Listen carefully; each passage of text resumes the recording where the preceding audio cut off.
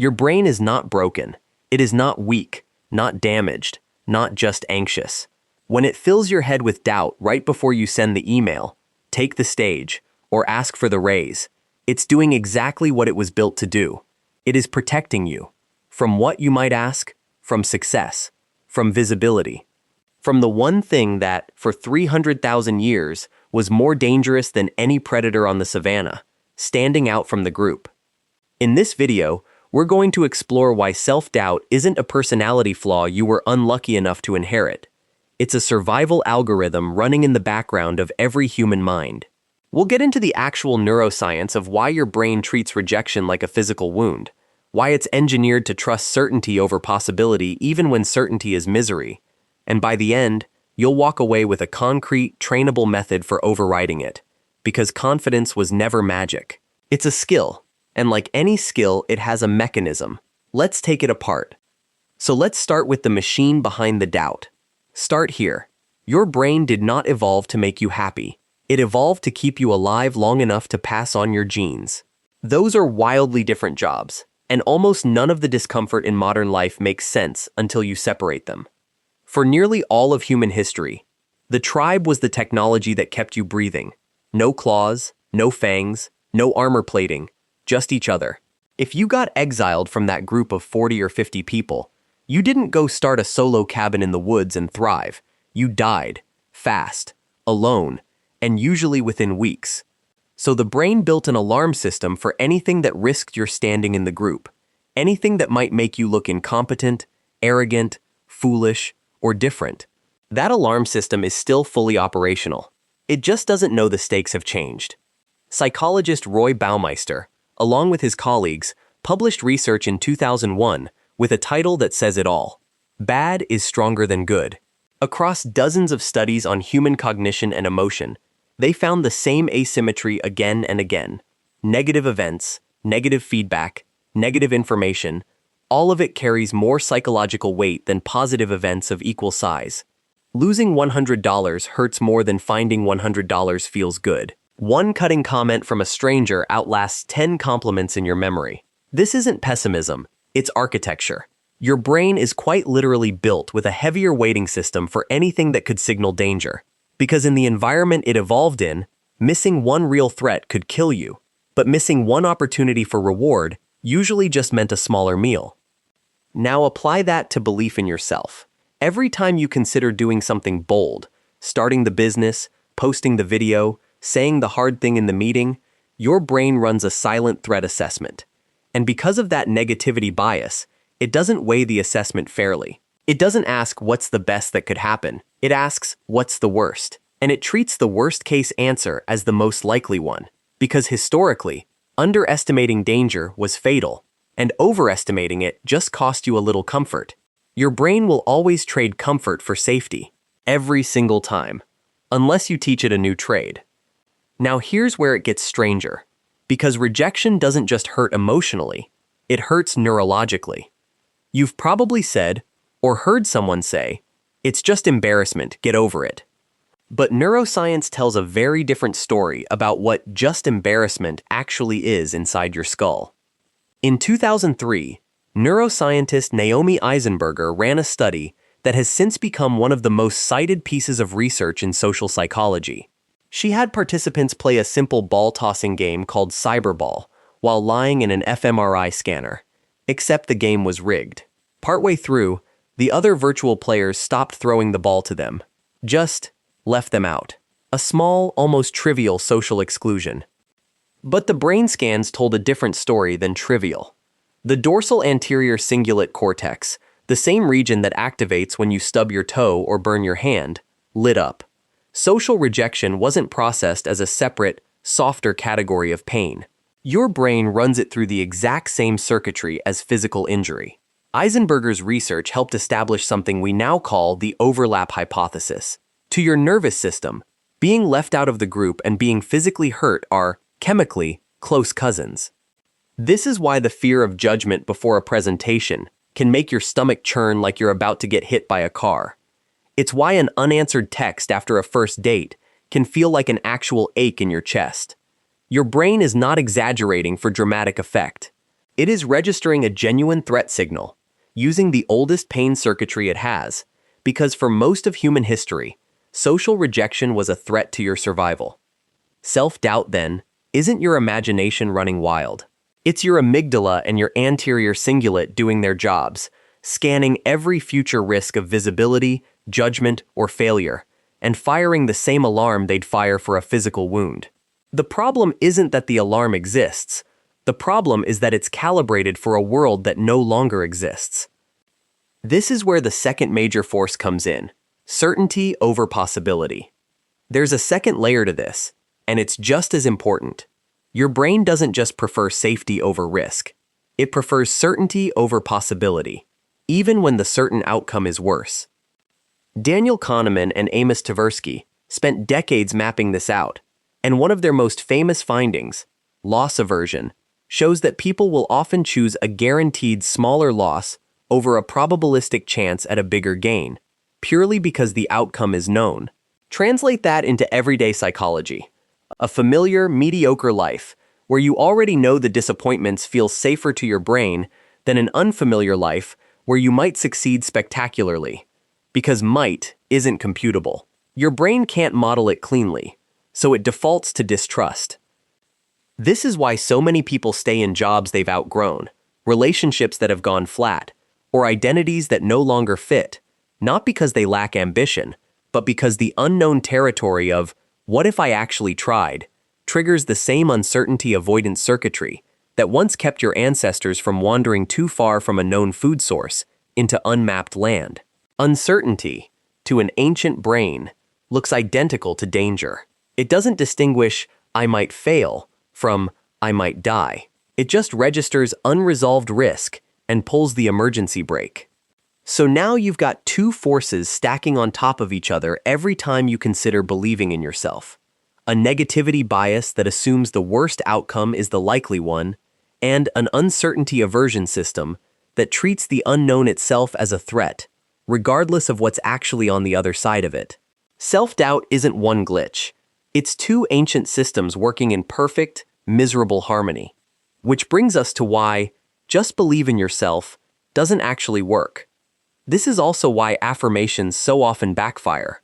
You've tried it, standing in front of the mirror, telling yourself, I am confident, I am capable, I am enough. And instead of feeling better, some part of you rolls its eyes. There's a reason for that, and it isn't that you're bad at positive thinking.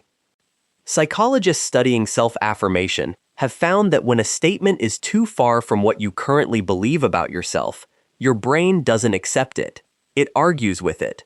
This is close to what Leon Festinger described decades ago as cognitive dissonance.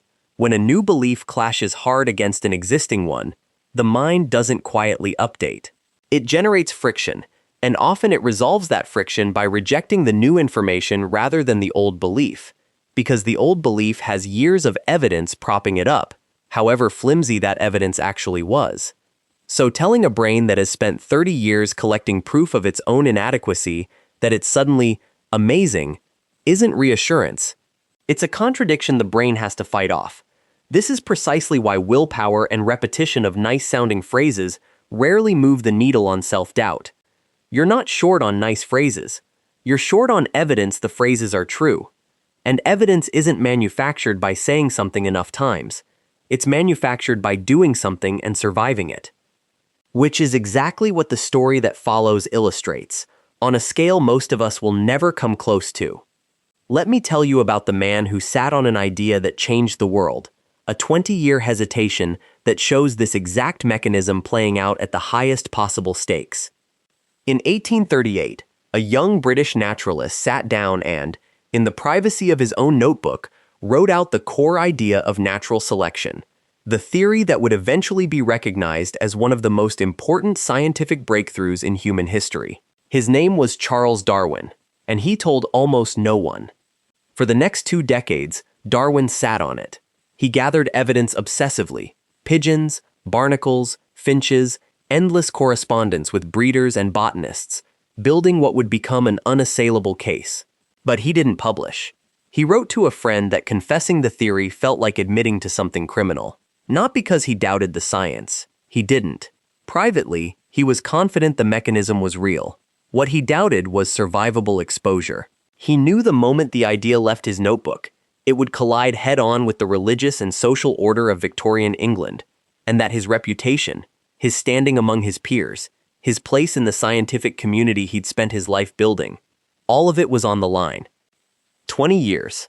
That's how long a correct idea sat quietly, protected from ridicule, while its author weighed the safety of silence against the risk of being right in public.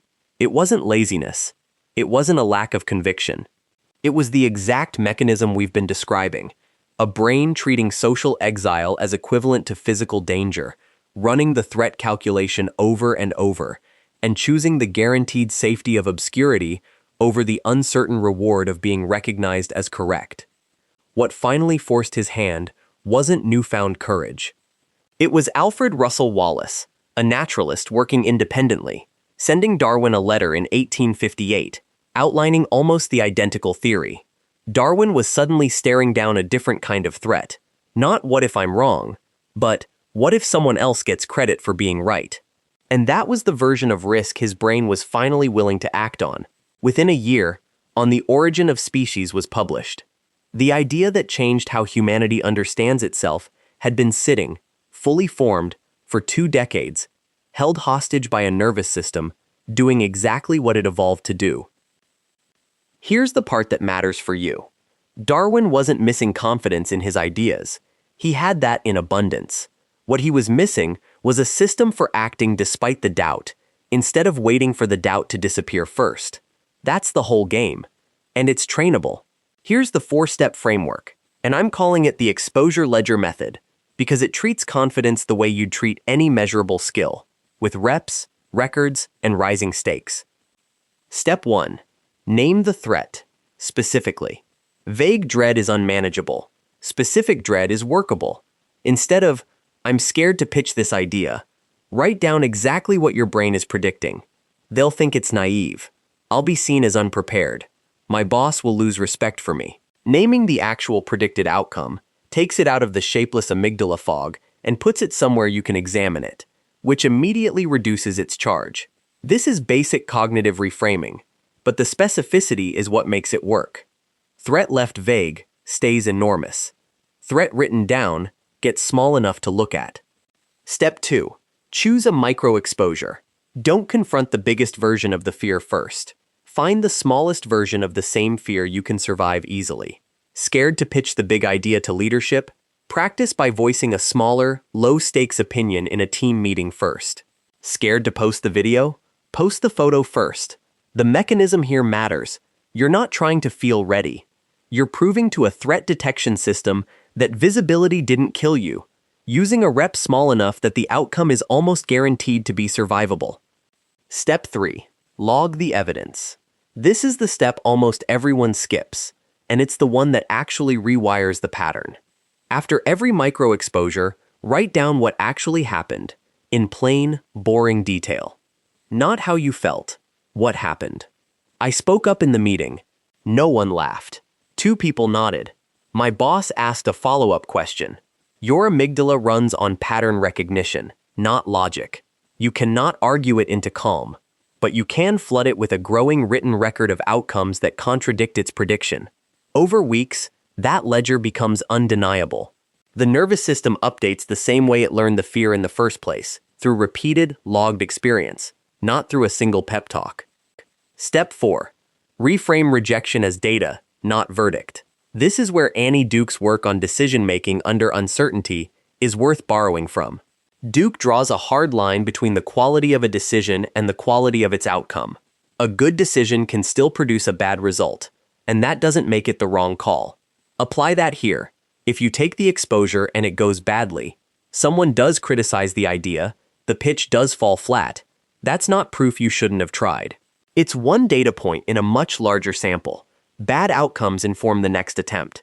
They don't retroactively condemn the decision to try. The goal was never a perfect record. The goal was volume of reps, because volume is what actually recalibrates the threat system over time. Put all 4 steps together and you get a loop, not a one-time fix.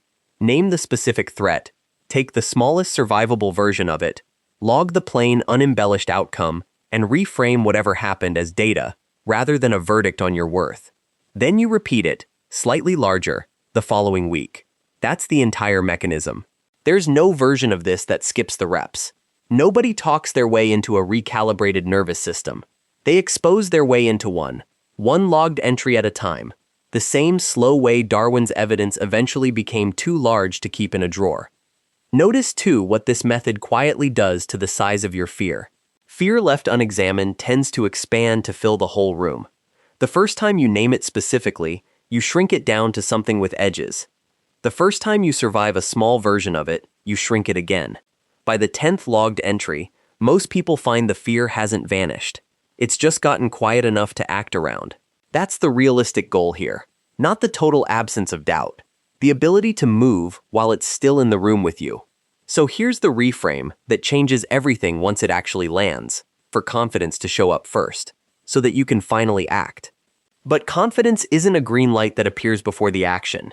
It's the residue the action leaves behind. Every person you've ever admired for seeming fearless didn't start that way. They simply ran more reps of the exposure ledger than you have, whether they called it that or not. Darwin didn't wait to feel safe. He got forced into the exposure by circumstance, and only afterward did the world reward him for being right. Your self-doubt was never a sign that something's wrong with you. It was a sign that something in you is ancient, overprotective, and still running code written for a world with no fallback options and no second chances. You get to update that code, not by silencing the doubt, but by outvoting it, one small, logged, survivable exposure at a time, until the evidence in your own ledger becomes louder than the alarm ever was. If you made it to the very end of this one, that already tells me something about you. You're one of the rare people willing to sit with the uncomfortable stuff instead of scrolling past it, and that's exactly the kind of person who ends up rewriting their own wiring. If this gave you something worth carrying into your next hard decision, hit like, subscribe, and stay close, because the next video might be the one that changes how you see yourself for good.